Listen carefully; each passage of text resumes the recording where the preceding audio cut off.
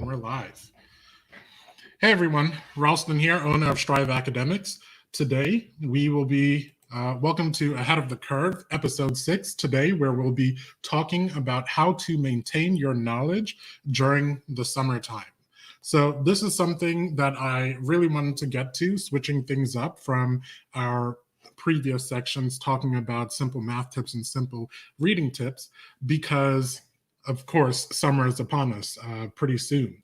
So I wanted to go ahead and address this now so that students could start thinking about it and thinking about ways of how to use their time this summer a little bit more productively, because it's a huge issue where during the summertime, lots of students are not receiving any type of instruction.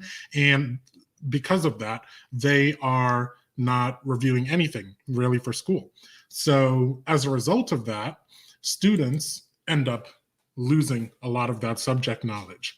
So what's the whole point, you might ask, of reviewing during the summer? It's exactly for that reason. In fact, when looking at one of our blog posts from the past, let me try and find it real quick. So looking from one of our blog posts from the past, when 2/3 of teachers were polled in a survey, they said that they spend at least a month reviewing previous content from the previous year. So I'm sure that's something that many of us can look back and remember. Typically that first month getting back to school is just review. And a lot of that is because students just aren't reviewing during the summer. And so they forgot a lot of the information. And as I've mentioned in previous episodes, well, a lot of the subjects, they compound upon each other. So if you don't have the basis of the knowledge from the previous class, then you'll be lost when you're going into the new concepts from the new class that you're now in, because those subjects build upon one another.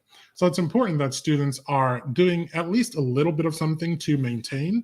Obviously, for me, I would hope that you would go a little bit beyond, but at least doing something to maintain some of that knowledge. So going into some of the things that students can do. First is just to review your own notes. You've spent tons of time during the school year taking notes, hopefully, from your teachers. So break out your old binders, your old folders, old assignments, and so on, and crack it open. Take a look. Try to review the concepts that your teachers have gone over.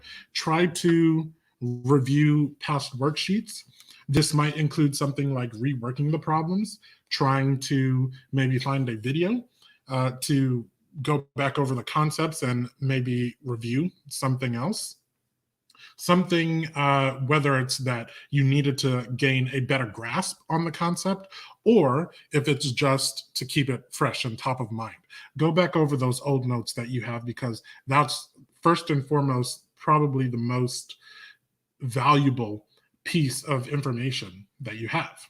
So like I said, with going over your notes, you might want to pair it with something like an online video, or basically something like Khan Academy, YouTube, or some other platform that allows you to learn concepts, review them, and increase your skills. So I've mentioned some previous things in the past, like IXL, of course, YouTube, Khan Academy, and many other platforms out there where you can not only review and learn new things, but you can use it as a tool to brush up on the things that maybe you're forgetting a little bit. So pair your notes with that content so that you can review and keep it top of mind. Third thing is to just get back to basics. So this would be things like focusing on your study skills, focusing on, for example, if you have test anxiety, researching ways to lower that test anxiety when it comes to being put under that time pressure. If you are dealing with stuff such as organization, well, take some time to research some different ways to take notes or organize your backpack, organize your binder, whatever it is, so that you have a system that will hopefully work better for you in the upcoming school year. So take the time to work on those foundational skills for taking notes, for studying, for organizing the things around you, because that's something that you will always need going on in the future, even after school. Next is to just read more.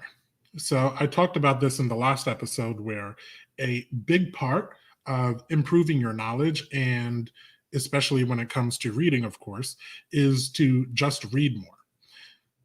This is twofold, as that it can help you not only review whatever content that you're trying to understand. So if you're math, you can again review and read word problems, math problems, and so on. But in addition to that, you can work on your reading skills. Try to do something that's a little bit above your reading level. Try to stretch yourself a little bit. Of course, you don't want to go too far to something that you completely have no idea where to start or any way of comprehending, but try to stretch your horizons a little bit so that you can find ways to slowly improve upon that content and slowly improve your understanding and your knowledge of how to approach those concepts. Another thing that students can do is to start a project. So this kind of goes hand in hand with reviewing notes, reviewing videos, and reading a little bit more.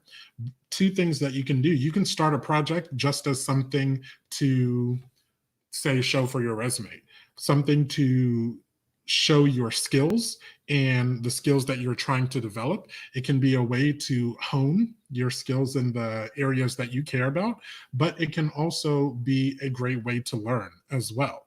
So if there's something that you don't quite understand, well, try to form an activity around it. So what you can do is you can take a concept or a period of time or something like that where you don't understand it and try to create a project around it. If you don't know where to start with that, then perhaps ask a parent, a peer, a teacher, or someone else to help you form a project around that. So for something like math, it could be a project to review and explain or create explainer videos for the concepts that you don't understand. For reading, it could be to read several books within a time frame or to create a project where you read a text and analyze it, as that's something that you're often going to be asked to do. For something like science, you could try to do a research project, maybe do a lab experiment. So come up with your own hypothesis, test it, get the data, and so on, just like a science project. And when it comes to many subjects, there's many things that you can do. It could be an art project, it could be coding, it could be business wise, something that you're interested in, but also with the aim of testing out and improving on the skills that you want to learn. So once it comes down to all of those things, if you feel that you're quite not getting where you want to be, then of course that would be the time to call us. Get a tutor. So tutors are great because we can help you stay on task, providing that structure, but we can also review concepts with you. We can help you work on those study habits and skills that you need. We can help you work on those test taking skills and so much more.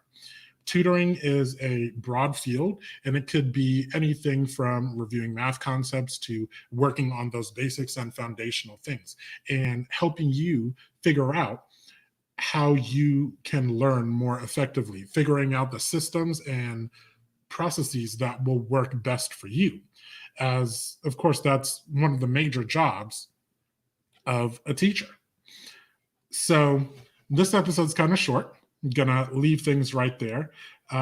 Getting into a few news and updates. So, of course, I don't have updates for the entire nation, but at least around where we primarily work in the Metro Atlanta area, many schools are choosing to shorten their school years. You're pretty much seeing this a lot nationwide already, but a lot of schools, of course, have closed in-person instruction for the entire school year.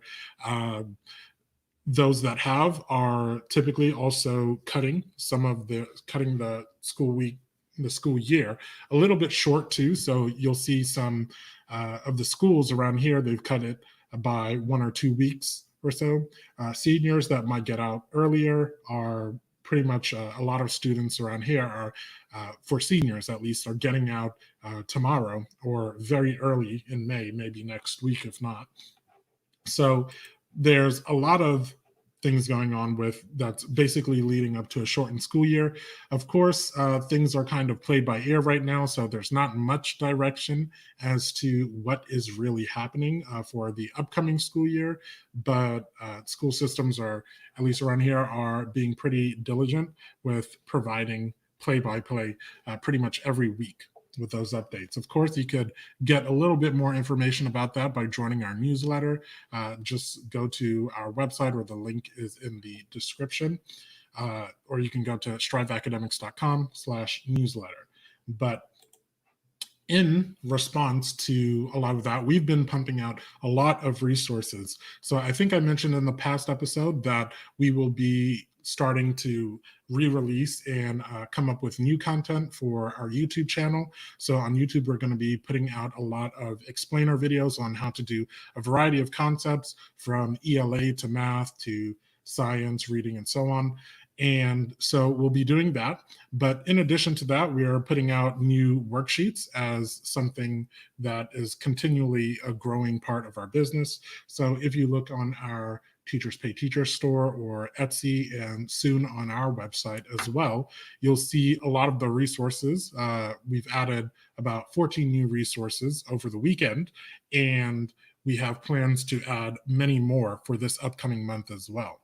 So in addition to the podcast, in addition to the resources that we're putting up on YouTube and on our social media, we're also putting out a lot of those resources as well. Great for students that are not really looking for the full service solution of tutoring and don't need help perhaps with some of those fundamental skills or understanding concepts, but are still looking for a little bit of extra practice.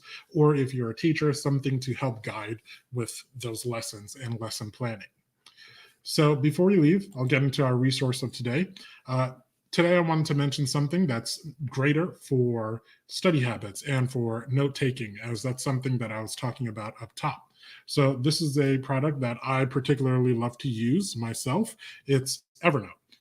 I use Evernote all the time for note taking.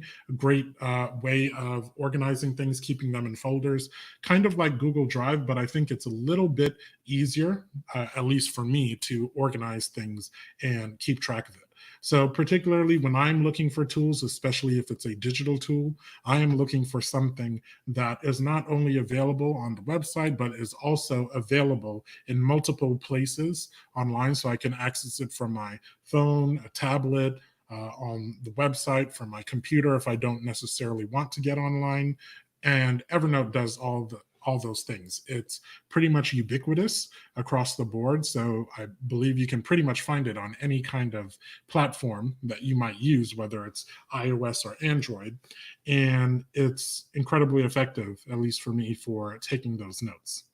So that's one of the last things that I wanted to mention. Quick update before I go.